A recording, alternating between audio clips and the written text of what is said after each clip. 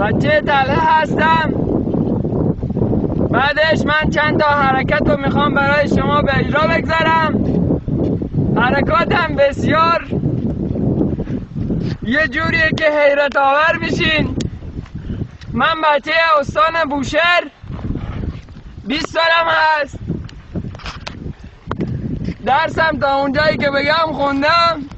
سواد من از همه شما چی بیشتر است؟ چی؟ نه من فردا باید برم سربازی. روستا را دیگه من ترک میکنم. عزیزان، حالا من این فیلمو میدم بیرون بخاطر شما را دوست دارم. من الانم دیگه فردا منو تو روستا نمیبینید. این کلیپ آخریه که میخوام بدم بیرون.